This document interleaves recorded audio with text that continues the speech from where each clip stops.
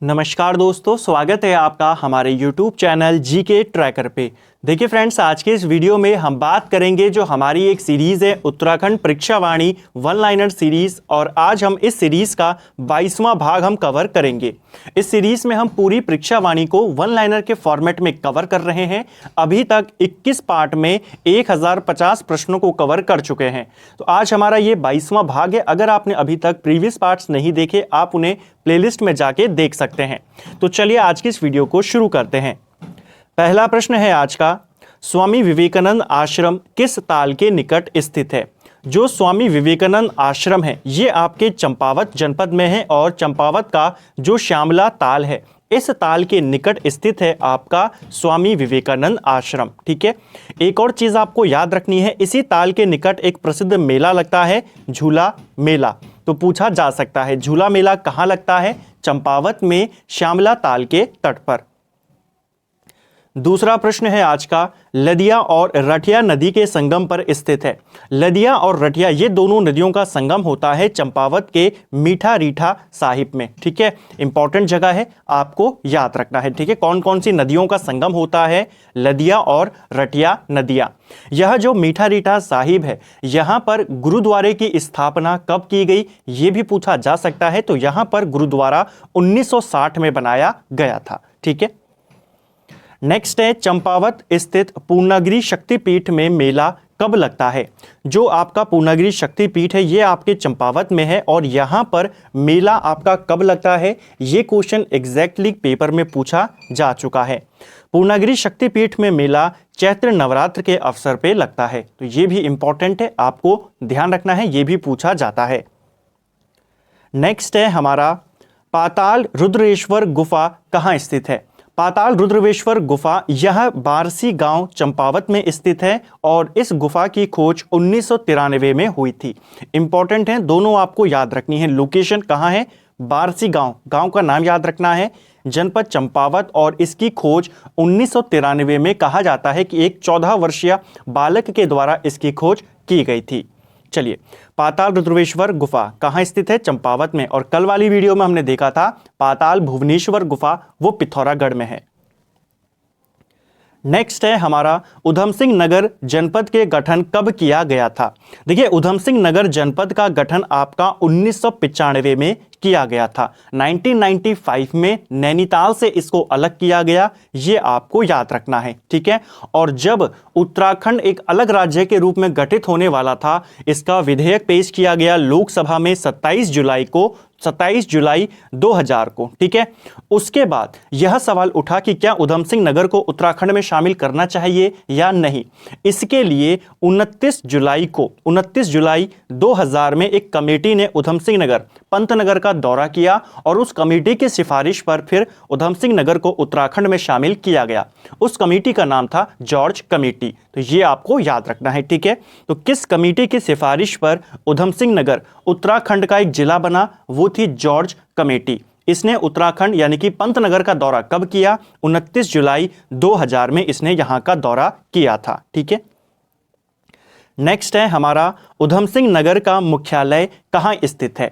उधम सिंह नगर का जो हेडक्वार्टर है आपको याद रखना है, ये रुद्रपुर में स्थित है। ठीक है, काशीपुर नहीं है, पंतनगर नहीं है, कहाँ है? रुद्रपुर में स्थित है उधम सिंह नगर का हेडक्वार्टर। नेक्स्ट है, नानक मत्ता का प्राचीन नाम क्या है? देखिए, नानक मत्ता यह एक प्रसिद्ध सिख तीर्थ स्थल है, और इसका प्राचीन नाम है बख्शी। इंपॉर्टेंट है, और यह भी एक प्रीवियस ईयर क्वेश्चन है, पेपर में पूछा जा चुका है। ठीक है, नानक मत्ता का प्राचीन नाम बख्शी है। ठीक है, नेक्स्ट है, गुरु नानक जी अपने किन शिष्यों के साथ नानक मत्ता में आए थे? तो गुरु नानक जी ने यहाँ का दौरा किया था, वे इस जगह पर आए थे अपने 2 शिष्यों के साथ। एक शिष्य का नाम था बाला और दूसरे शिष्य का नाम था मर्दाना। तो गुरु नानक जी अपने यहाँ पर किन शिष्यों के साथ आए थे? 2 शिष्य थे, आपको दोनों के नाम याद रखने हैं। ठीक है, और इनके यहाँ आने के ही उसमें याद में यहाँ पर हर साल दीपावली से 1 दिन पहले मेले का आयोजन भी यहाँ पर होता है। तो ये भी आपको याद रखना है। इसके अलावा गुरु नानक जी तो आए ही थे, कहा जाता है कि यहाँ पर सिखों के जो 10वें गुरु थे, अंतिम गुरु, गुरु गोविंद सिंह, वो भी यहाँ पर आए थे। ठीक है, चलिए, तो ये आपको याद रखना है। और मैं फिर से कहूँगा, ये वाली जो हमारी सीरीज़ है ये आपकी परीक्षावाणी वन लाइनर सीरीज़ है, जिसमें आपकी पूरी परीक्षावाणी, चाहे वो हर पेज हो, पैराग्राफ हो, हर लाइन हो, हर पेज से, हर पैराग्राफ से जितने क्वेश्चन बन सकते हैं वो सारे क्वेश्चन आपके सीरीज़ में कंप्लीट हो जाएंगे। आज हमारा जो परीक्षावाणी का अध्याय 9 है, जो सबसे बड़ा चैप्टर है, वो पूरा कंप्लीट हो जाएगा और अध्याय 10 की यहाँ पे शुरुआत हो जाएगी, जो आपका सांस्कृतिक तत्व वाला चैप्टर है। तो सारे चैप्टर्स आपके वन लाइनर के फॉर्मेट में जितने क्वेश्चन बन सकते हैं वो सारे आपको यहां पर मिलते हैं।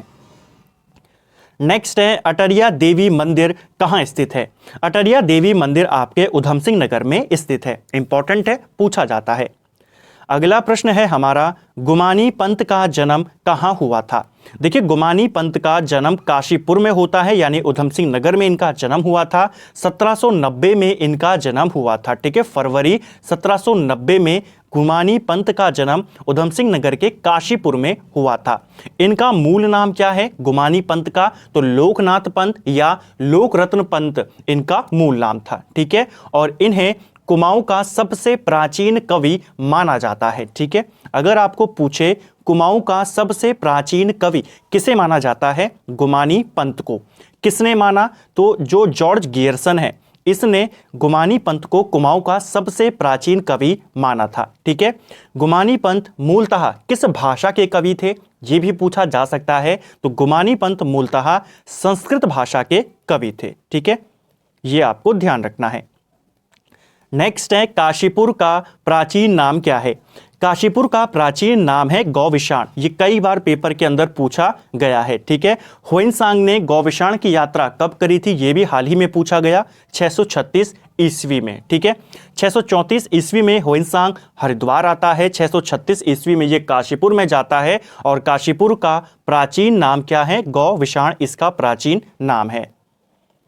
अगला प्रश्न है हमारा, बाला सुंदरी मंदिर कहाँ स्थित है? देखिए, बाला सुंदरी मंदिर ये आपके काशीपुर उधम सिंह नगर में स्थित है। इस मंदिर को उज्जैनी देवी मंदिर भी कहा जाता है, इस मंदिर को ज्वाला देवी मंदिर भी कहा जाता है। तो आपको उज्जैनी देवी मंदिर पूछे या बाला सुंदरी मंदिर पूछे, ये दोनों एक ही मंदिर हैं और आपके उधम सिंह नगर काशीपुर में स्थित है। ठीक है, ये आपको याद रखना है। इसी मंदिर में, बाला सुंदरी मंदिर में चैत्र महीने में एक मेला यहां पर लगता है, चैती मेला। बहुत प्रसिद्ध मेला है चैती मेला। कहां लगता है? बाला सुंदरी मंदिर में। और यह मेला किस जनजाति का एक प्रमुख मेला है? यह भी इंपॉर्टेंट है। तो यह मेला बोक्सा जनजाति का एक प्रसिद्ध मेला है। ठीक है, चैती मेला आपको ध्यान रखना है। नेक्स्ट है, द्रोण सागर किस जनपद में स्थित है? यह भी एक रिपीटेड क्वेश्चन है, पेपर में पूछा जा चुका है। द्रोण सागर ये आपके उधम सिंह नगर में स्थित है। ठीक है, अगर एग्जैक्ट लोकेशन की बात करें तो आपके काशीपुर में ही स्थित है द्रोण सागर। द्रोण सागर के अलावा गिरी सरोवर या गिरिताल ये भी आपके काशीपुर में स्थित है। इंपॉर्टेंट है, इसको ध्यान रखना है। नेक्स्ट है, जशपुर का प्राचीन नाम क्या था? देखिए, जशपुर का प्राचीन नाम था शाहजफरपुर। ठीक है, तो ये नाम आपको याद रखना है। प्राचीन नाम पेपर में पूछे जाते रहते हैं, चाहे वो काशीपुर का हो जो कई बार पूछा गया है। ठीक है, गौविशाण इसी प्रकार याद रखना है। जशपुर इसका प्राचीन नाम है शाहजफरपुर। ठीक है, पंतनगर में कृषि विश्वविद्यालय की स्थापना कब हुई थी? देखिए, कृषि विश्वविद्यालय जो पंतनगर में बनाया गया, ये देश का पहला कृषि विश्वविद्यालय था। ठीक है, ये कहाँ बना? पंतनगर में। कब बना? 17 नवंबर 1960 को, जो उस समय के भारत के प्रधानमंत्री थे जवाहरलाल नेहरू, उन्होंने पंतनगर में एक कृषि विश्वविद्यालय की स्थापना करी थी। कब करी? आपको डेट सहित याद रखना है। इस विश्वविद्यालय का नाम जीबी पंत के नाम पर कब रखा गया? यह भी पूछा जा सकता है।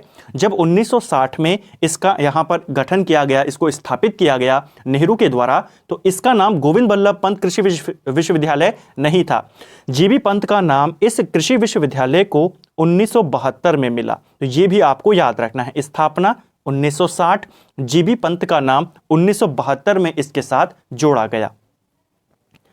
नेक्स्ट है हमारा, भीम गुफा और ब्रह्म गुफा ये कहाँ स्थित हैं?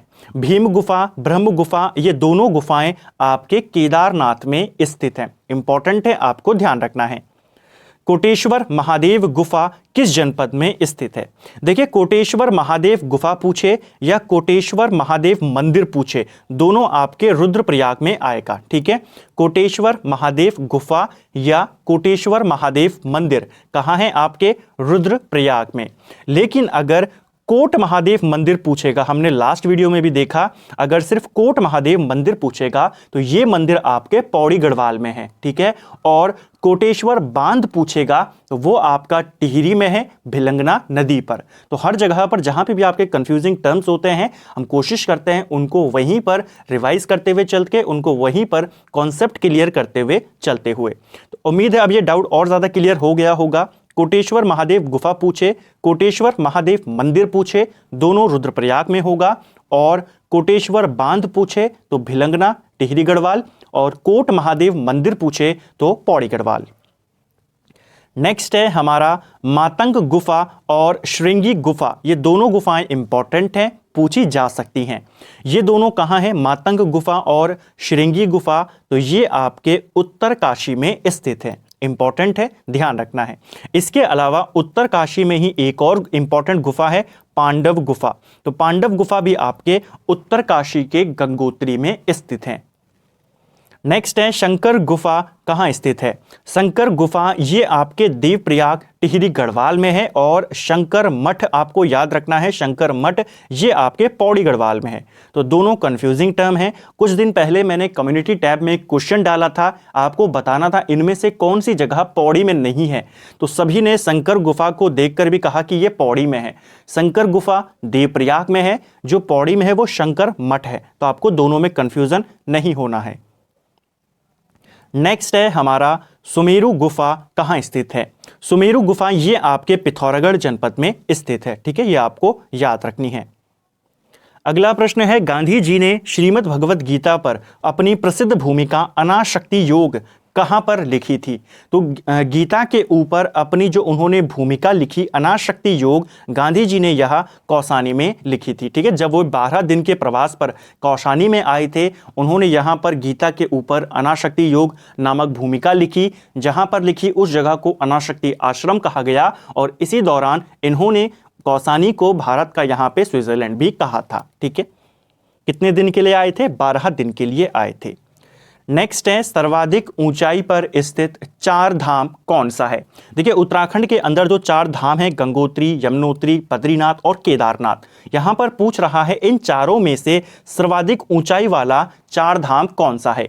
तो सर्वाधिक ऊंचाई पर स्थित अगर हम 4 धामों में से बात करें तो वो है केदारनाथ धाम। ठीक है, केदारनाथ धाम चारों धामों में सर्वोच्च ऊंचाई पर है।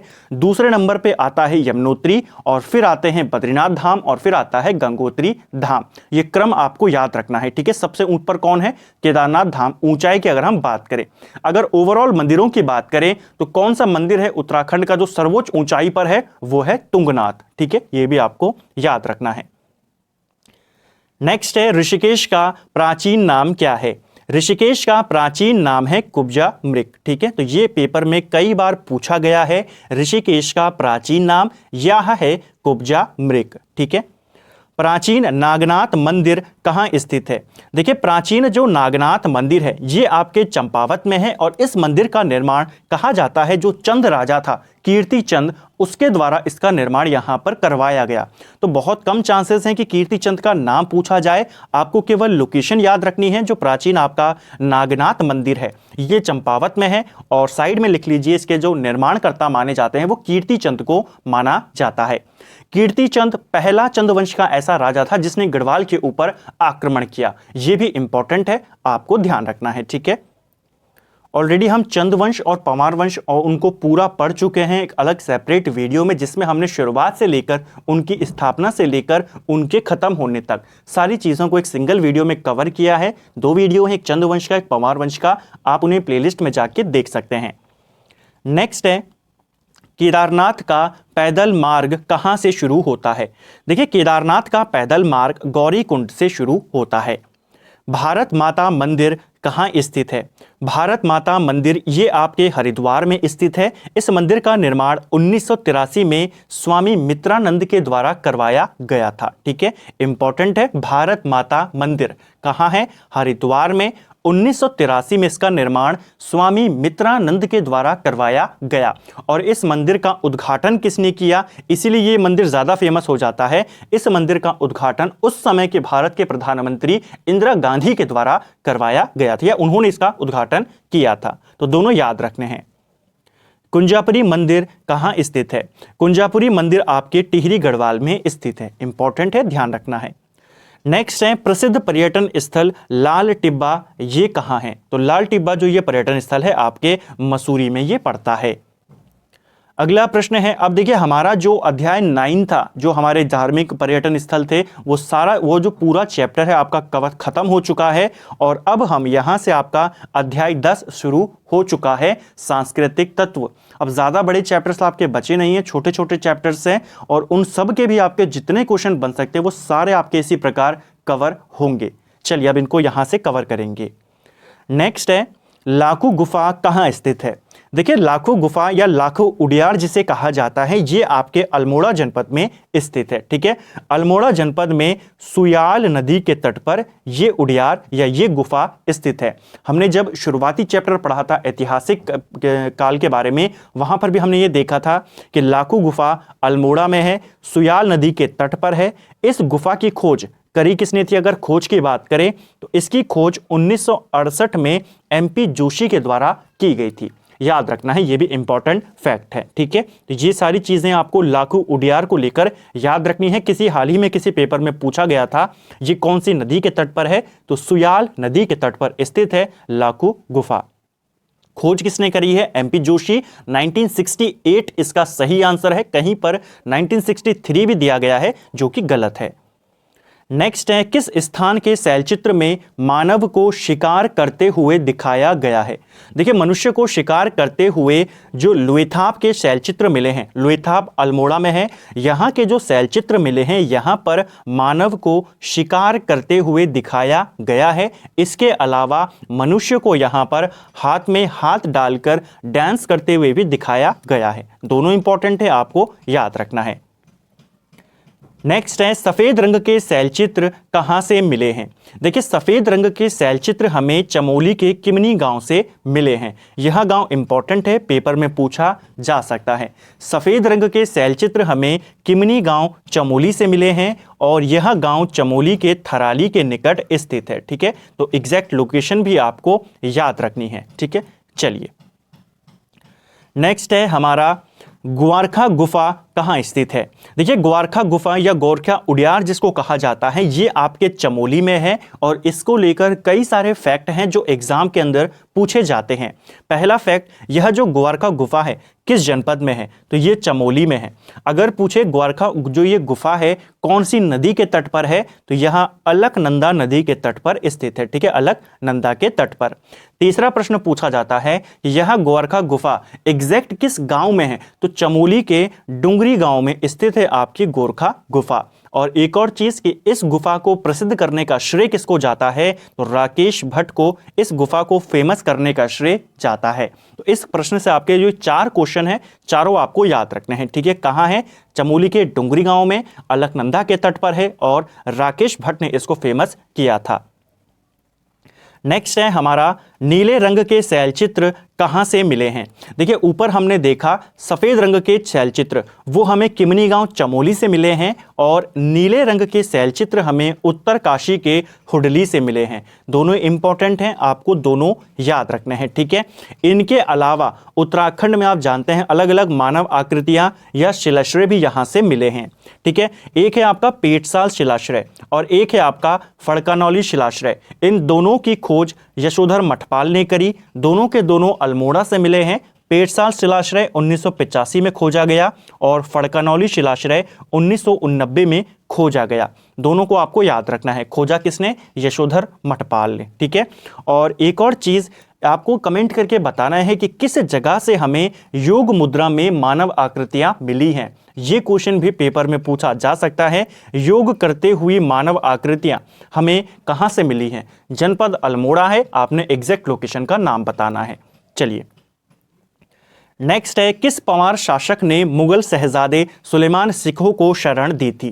देखिए, जब आपका उत्तराधिकार का युद्ध हुआ दिल्ली में, शाहजहां को जब बंदी बनाया औरंगजेब ने, उसके बाद उत्तराधिकार का युद्ध हुआ जो औरंगजेब और दारा शिकोह के बीच। तो दारा शिकोह के पुत्र का नाम था सुलेमान शिकोह, जो भागकर गढ़वाल में आया और इसको शरण दी गढ़वाल के शासक पृथ्वीपति शाह ने। तो पूछा जाता है, ठीक है, कि शरण लेने कौन आया था? दारा शिकोह आया था कि सुलेमान शिकोह? तो सुलेमान शिकोह आया था, पृथ्वीपति शाह के दरबार में आया था और इन्होंने इसको शरण दी थी। ठीक है, इनके साथ जो सुलेमान शिकोह है, इनके साथ आपके जो दो प्रसिद्ध चित्रकार थे उस समय के, श्यामदास और हरदास, ये दोनों भी उत्तराखंड में आते हैं।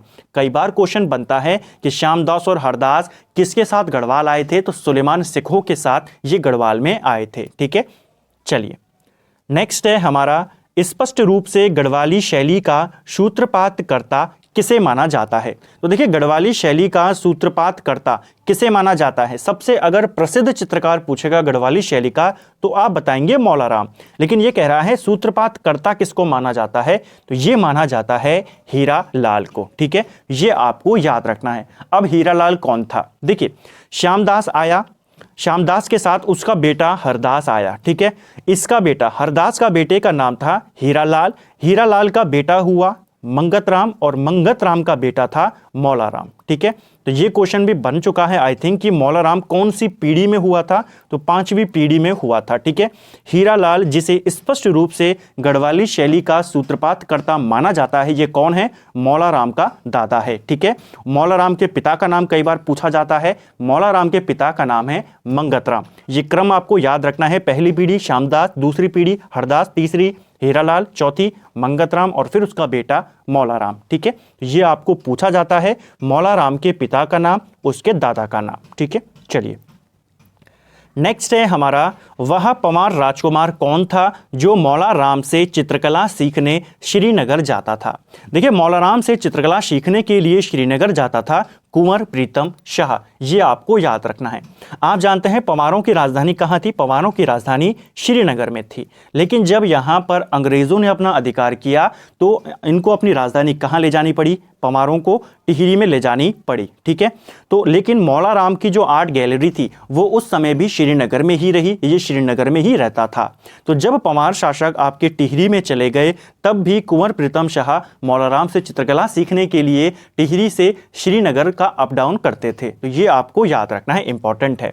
मौलाराम के अगर हम काल की बात करें तो मौलाराम का जन्म 1743 में हुआ और मृत्यु 1833 में हुई। तो ये भी आपको याद रखना है, ये मौलाराम का काल है। ठीक है, चलिए नेक्स्ट है मौलाराम के प्रसिद्ध चित्र। अब मौलाराम के कुछ प्रसिद्ध चित्र हैं, इनको देख लेते हैं। सीधा यहीं से क्वेश्चन बन जाता है कि इनमें से कौन सा चित्र मौलाराम का है। तो देखिए, चंद्रमुखी चित्र, मयंकमुखी, दंपत्ति, राधा कृष्ण मिलन, मस्तानी, सितार प्रिया, उत्कंठिता नायिका और जयदेव वजीर, ये कुछ प्रमुख चित्रों के नाम हैं जो मौलाराम के द्वारा बनवाए गए हैं या उनके द्वारा बनाए गए हैं। एक इंपॉर्टेंट है जो यहाँ पर सबसे ज्यादा, वो है दंपत्ति चित्र। ठीक है, आपको पूछेगा जो मौलाराम का दंपति चित्र है ये किसका है? तो ये प्रद्युमन शाह और उनकी पत्नी का चित्र है। ठीक है, हमने मौलाराम का काल देखा ना, 1743 से लेकर 1833 तक। तो इस बीच में जितने भी पंवार शासक आए लगभग सभी का संरक्षण मौलाराम को प्राप्त हुआ था। ठीक है, तो ये भी आपको याद रखना है। चलिए नेक्स्ट है, मौलाराम के चित्रों को दुनिया के समक्ष लाने का श्रेय किसे है? तो मौलाराम को प्रसिद्ध करने का श्रेय या उसके चित्रों को दुनिया के सामने लाने का श्रेय जो जाता है वो बैरिस्टर मुकुंदी लाल को जाता है। इंपॉर्टेंट है और ये एक प्रीवियस ईयर क्वेश्चन है, पेपर में पूछा जा चुका है। अगला प्रश्न है, गढ़ राजवंश काव्य किसकी रचना है? देखिए, गढ़ राजवंश काव्य यह रचना मौलाराम की है। मौलाराम के चित्र भी हैं और कुछ इसकी महत्वपूर्ण रचनाएं भी हैं जो आपको इसकी रचनाएं भी याद रखनी है। एक है गढ़ राजवंश काव्य, किसकी रचना है? मौलाराम की, और ये मौलाराम की श्रेष्ठ रचना है। ठीक है, अगर आपको पूछे मौलाराम की सर्वश्रेष्ठ रचना कौन सी है तो वो है गढ़ राजवंश। यह किस भाषा में लिखी गई है? तो यह ब्रज भाषा में लिखी गई है। ठीक है, ये आपको भी याद रखना है। अब मौलाराम को लेकर अगर इसकी और रचनाओं की मैं बात करता हूं तो देखिए गढ़गीता संग्राम, इसकी एक रचना का नाम है गढ़गीता संग्राम। इसके अलावा मनमथ सागर इसी की रचना है। श्रीनगर दुर्दशा इसी की रचना है। ऋतुवर्णन इसी की रचना है। किसकी रचना है? सारी मौला राम की रचना है।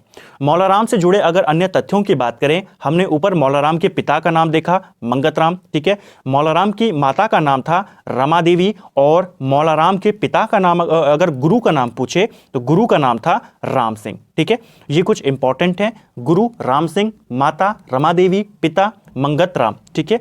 इसके अलावा मौला राम से जुड़े हमने यहाँ पे लगभग सारे प्रश्न कवर कर लिए हैं। इनके वंशजों को हमने देख लिया। मौला राम का पारिवारिक पेशा क्या था, ये क्वेश्चन एक एग्जाम के अंदर पूछा गया था और आयोग ने बताया कि इसका पारिवारिक पेशा सुनार का था। तो ये भी आपको याद रखना है, ठीक है। मौला राम एक प्रसिद्ध चित्रकार था, लेकिन इनका पारिवारिक पेशा क्या था? सुनार का था, ठीक है।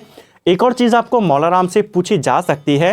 देखिए, जब उत्तराखंड पे गोरखाओं का शासन हुआ तो गोरखाओं में एक गोरखा सूबेदार आया जिसका रुख जो था मौला राम के प्रति वो काफी नरम था।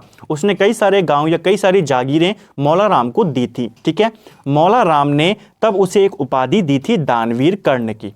प्रश्न बनता है, मौला राम ने किस गोरखा को दानवीर कर्ण कहा था? तो गोरखा का नाम था रणजौर सिंह थापा। ये आपको याद रखना है, ठीक है। रणजौर सिंह थापा करके गोरखा जिसको मौला राम ने दानवीर कर्ण की उपाधि दी थी, ठीक है।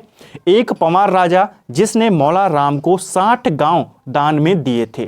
तो मौला राम को 60 विलेजेस, 60 गांव दान में दिए थे जयकृत शाह ने। ये भी आपको याद रखना है, ठीक है।